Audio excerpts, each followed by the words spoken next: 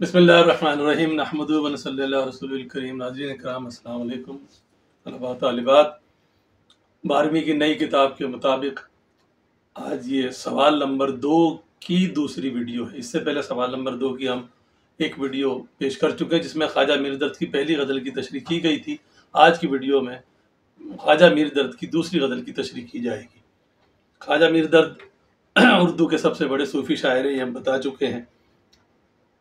غزل کا مطلع ہے: تجھی کو جو یہاں جلوہ فرما نہ دیکھا، برابر ہے دنیا کو دیکھا نہ دیکھا۔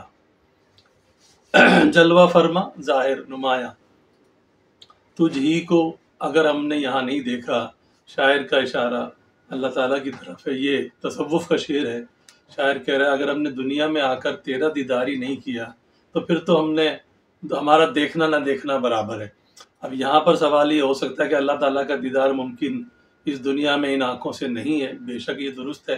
تو یہاں دیکھنے سے مراد یہ ہے کہ ہم نے اللہ تعالیٰ کی قدرت کا نظارہ ہی نہیں کیا، اللہ تعالیٰ کی نشانیوں کو ہم نے پہچانا ہی نہیں، اپنے ہونے کو، اس کائنات کو، اس دنیا کو ہم نے اس کی حقیقت ہی نہیں سمجھی۔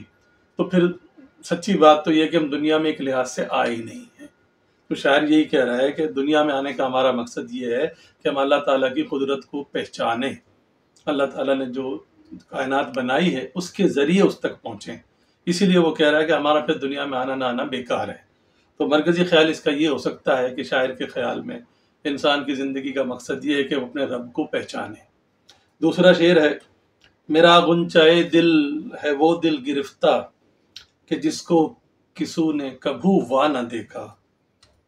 اس کو ہم سیدھا کریں: میرا غنچۂ دل وہ دل گرفتہ ہے۔ غنچۂ دل، دل کا غنچہ۔ شاعر حضرات دل کو غنچے سے، کلی سے تشبیہ دیتے ہیں۔ جیسے کلی بند ہوتی ہے، دل بھی بند ہوتا ہے۔ دل گرفتہ یعنی مایوس، جس کا دل ٹوٹا ہوا ہو۔ شاعر کہہ رہا ہے میرے دل کی کلی ہے، یہ مرجھائی ہوئی ہے، یہ ٹوٹا ہوا ہے، میرا دل ہے۔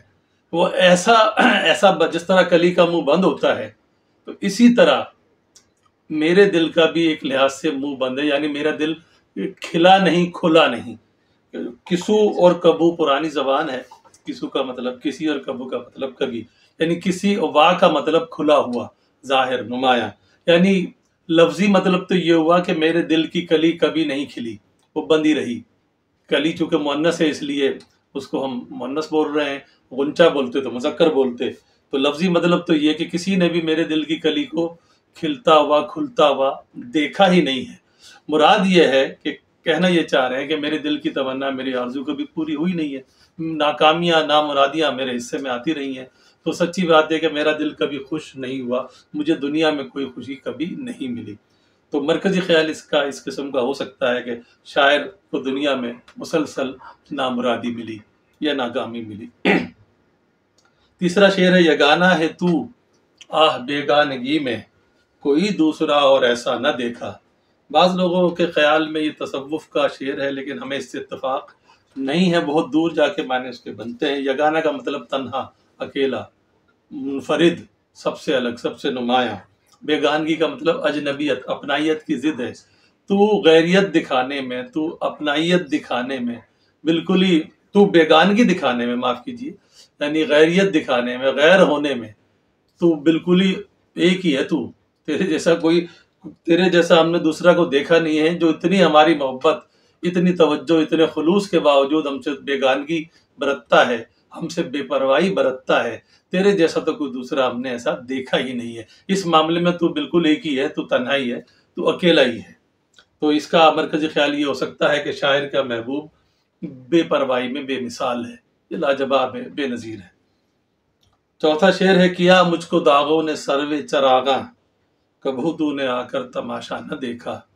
اگر اس کو سیدھا کریں: مجھ کو داغوں نے سروے چراغاں کیا۔ سرو ایک اونچا درخت ہوتا ہے جس کی نوکیلی پتیاں ہوتی ہیں، بہت اونچا جاتا ہے۔ اس میں آرائش کے لیے، سجاوٹ کے لیے بلب، پمکمے وغیرہ لگا بھی دیتے ہیں اکثر۔ یہ مطلب خاص طور پہ کرسمس میں بھی ایک درخت اسی قسم کا ہوتا ہے، ویسا تو نہیں ہوتا، کسی حد تک کہہ لیجئے۔ تو سروے چراغاں کا لفظی مطلب تو یہ ہے کہ ایسا درخت جس میں جگہ جگہ بلب یا کمکمے ٹنگے ہوئے ہوں۔ مطلب یہ کہنا چاہ رہے ہیں کہ جو میرے دل کے داغ تھے وہ اتنے روشن تھے کہ جیسے سرو کا جھاڑ جو ہوتا ہے اس پہ بلب یا کمکمے روشن ہوتے ہیں، لیکن تو نے آ کر کبھی بھی یہ منظر، یہ سین، یہ حال میرا دیکھا نہیں. یعنی مقصد یہ ہے کہ میرے دل کے داغ اتنے نمایاں تھے، یہ چمک اٹھتے تھے وہ، یعنی کہ سب کو معلوم تھا لیکن نہیں دیکھا تو تو نے نہیں دیکھا، باقی سب دنیا جانتی ہے. یعنی جانے نہ جانے گل ہی نہ جانے باغ تو سارا جانے ہے. مطلب جس کی وجہ سے میرے دل میں داغ پڑے ہیں، محبوب کی وجہ سے، اسی نے آ کر کبھی ہمارا حال ہی نہیں پوچھا، کبھی دیکھا ہی نہیں کہ میری کیا حالت ہوئی بھی ہے. تو مرکزی خیال یہی ہے کہ شاعر کے دل کے حالات سے اس کا محبوب نا واقف ہے. آخری شعر مقطع ہے، وہ تشریح کے لیے عموماً نہیں آتا، مختصر سمجھ لیجئے. شب و روز ہے درد درپے ہو اس کے، کسو نے جسے یہاں نہ سمجھا نہ دیکھا. درپے کا مطلب پیچھے ہونا. شب و روز دن رات، اے درد دن رات تم اس کو ڈھونڈ رہے، اس کو تلاش کر رہے، اس کے پیچھے ہو جس کو کسی نے کبھی نہ سمجھا نہ دیکھا. یہ تصوف کا شعر ہے. یہ مراد ہے کہ اللہ تعالیٰ کی ذات، اللہ تعالیٰ کی صفات کو تلاش کر رہا ہے شاعر، لیکن اس کی ذات کو، اس کی صفات کو، اس کی قدرت کو کچھ سمجھ نہیں سکا. تو ناظرین اور طلباء، آج کی اس ویڈیو میں ہم نے خواجہ میر درد کی دوسری غزل کی تشریح کی. یہ سوال نمبر 2 ہی ابھی چل رہا ہے، اور سوال نمبر 2 ہی کے سلسلے کی مزید ویڈیو بھی انشاءاللہ آپ ملاحظہ کریں گے.